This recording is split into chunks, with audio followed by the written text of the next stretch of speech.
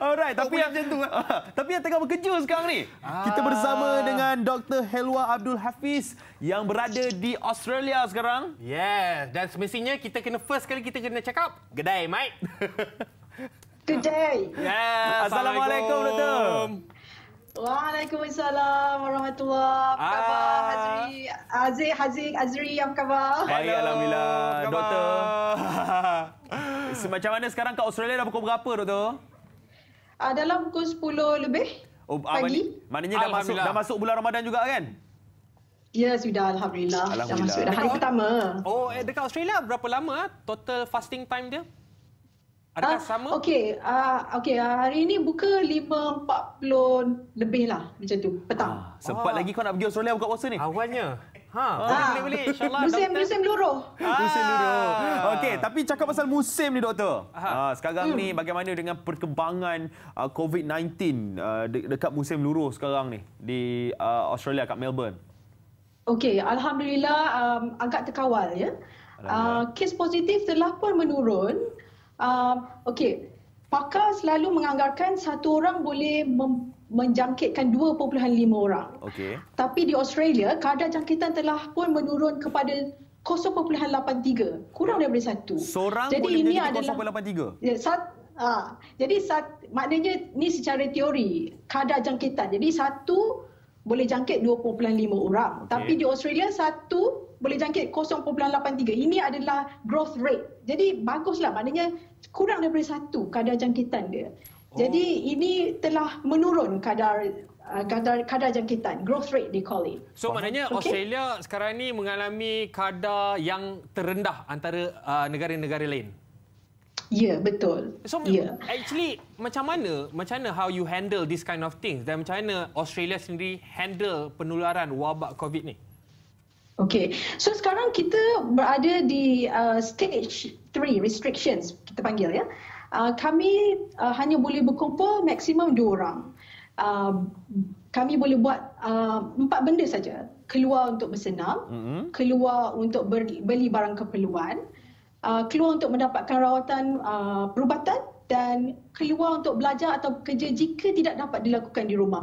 Jadi saya rasa ini lebih kurang sama dengan banyak negara. Betul. Tetapi saya rasa yang membezakan Australia daripada negara-negara lain lah, satu, awal-awal lagi dia telah menyekat sempadan penerbangan daripada China pada 1 hari bulan Februari, walaupun dikritik oleh WHO. Kemudian Australia ni negara yang bertuah sebab dia negara pulau. Dia terus tutup sempadan antarabangsa dia sejak 20 Mac. Jadi tak ada siapa boleh masuk, tak ada siapa boleh keluar.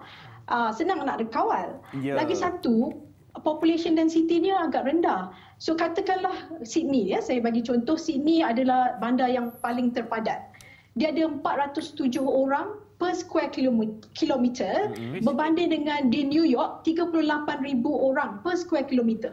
Jadi ini adalah agak mudah nak dikawal. Jadi Australia is a lucky country in that sense. Yeah. Okey, kalau kita tengok kes yang pertama pada 25 Januari hari itu, that's why lah 1 Februari telah pun ditutup sepadan, telah pun ditutup pelancong-pelancong lain masuk ke Australia kan. Tapi dengan cerita, Doktor, ada satu inisiatif yang dilakukan oleh Australia yang diberi nama Telehealth. Apa benda tu? Ya. Okey. So Telehealth ni adalah inisiatif kerajaan sejak COVID-19. Ini adalah perkhidmatan kesihatan ataupun nasihat perubatan melalui telefon ataupun video conference. Jadi ini untuk mengurangkan pendedahan risiko COVID-19 kepada rakyat. Dan juga rakyat pun memang ramai tak nak keluar, tak nak pergi hospital, tak nak pergi klinik. Jadi ini adalah cara untuk mereka masih boleh akses servis, medical service. Contohnya saya bagi contoh, kalau katakanlah pasien tu dia nak skrip ubat. Jadi doktor boleh ambil bagi skrip ubat secara elektronik atau digital kepada ahli farmasi, dan ahli farmasi akan menghantar ke rumah mereka. Jadi pesakit tak payah keluar rumah. Kecuali kalau mereka memerlukan pemeriksaan. That's good. Macam itulah. Maksudnya mula-mula just minta nasihat doktor melalui online saja dulu. Ya, boleh. Boleh melalui telefon ataupun video conference. Jadi, ini semua dibiayai oleh kerajaan. Okey. Mereka juga boleh mendapatkan kesihatan, nasihat kesihatan mental sebab banyak orang dapat tekanan jiwa. Jadi, boleh dapat counselling, boleh dapat servis daripada jururawat, psychiatrist, pakar lain. Jadi, ini adalah, saya rasa agak unik telehealth di Australia. Okay. So telehealth ni dia memang start during COVID or way before lagi dah dimulakan telehealth ni? Okey, dulu memang ada tapi untuk rural area saja. Tapi sekarang ni semua orang, semua rakyat boleh akses this service. Faham. Sejak COVID-19 ni. So macam mana semua orang boleh get used to telehealth ni dalam masa yang sangat singkat? Saya rasa sebab pesakit pun tak nak keluar. Mereka pun tak nak keluar rumah. Jadi sebenarnya banyak medical center dah mula mengalami kerugian sebab pasien sendiri tak nak keluar.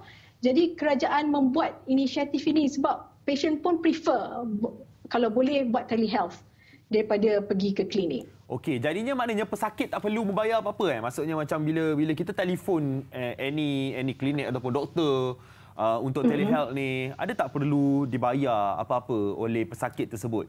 Mungkin consultation ke? Nah, okay. So Australia ni dia punya sistem it's called Medicare system. Agak kompleks tapi very comprehensive. Setiap consultation kami semua patient punya notes dalam computer system. Okay. Jadi bila doktor tu bercakap dia terus masa berjalan tik macam tu. Okay. Jadi katakanlah consultation tu 20 minit. Jadi bayaran government akan semua kita letak item apa. Adakah ini consultation mental health? Adakah ini consultation apa? Ini item apa? Berapa lama? Dan kerajaan akan bayar mengikut nombor item tu. Jadi semua sistem ni memang dah lama tapi COVID-19 ni dia tambah je telehealth item. Jadi tak susah. Sebab dah ada sistem tu. Maknanya dah improve lah sistem ni selepas COVID-19 sebab makin ramai yang menggunakan sistem ni rasanya Kan? Ya, betul. Yang doktor bagi consultation, diorang berada di rumah ataupun di hospital? Siapa? Doktor sendiri ataupun doktor pesakit? Doktor. Oh, okey. Itu bergantung. Ada doktor yang buat daripada rumah macam saya dengan suami saya buat daripada rumah. Okay. Ada doktor yang buat daripada tempat kerja. Okey, faham. Jadi doktor, dekat sana nak dekat musim sejuk kan? Ya betul. Okey, jadi macam mana? Sebab musim sejuk selalunya mungkin ada kematian yang meningkat disebabkan flu. Kan? Jadi disebabkan virus COVID-19 ni juga mungkin ada apa-apa jangkaan disebabkan jangkitan-jangkitan ni, lagi-lagi disebabkan musim sejuk ni. Mungkin doktor boleh ceritakan apa plan yang dibuat oleh pihak kesihatan di sana? Okey, sebenarnya saya juga merasa bimbang kerana musim sejuk ni ramai orang dapat sakit pernafasan macam semput ke ataupun selsema ataupun influenza. Influenza yang paling penting. Setiap musim sejuk, kami boleh dapat kematian sehingga 3,000 setahun. Daripada influenza saja. Jadi alhamdulillah nasib baik ada vaksin. Memang awal-awal lagi rakyat telah diberi vaksin secara percuma ataupun dengan harga yang rendah. Tapi COVID-19 ni tak ada pula vaksin. Jadi saya rasa kalaulah sebab sekarang ni kerajaan telah berancang untuk melonggarkan PKP sebab dah makin baik kan situasi.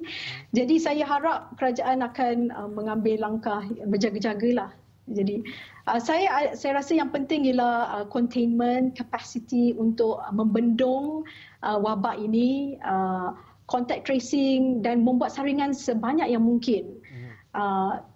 And kalau ada outbreak mana-mana kena cepat-cepat membendung kan. Okey, insyaAllah sama-sama kita doakan sebab daripada apa yang doktor katakan tu, kita takutlah benda ni jadi worse kat sana kan. Jadi kita harapkan agar dapat dikawal. Sama-samalah kita mendoakan. Jadi doktor, nak tanya lagi ni out of context lah. Kita nak cerita pasal Ramadan pula. So macam mana sambutan Ramadan di Melbourne?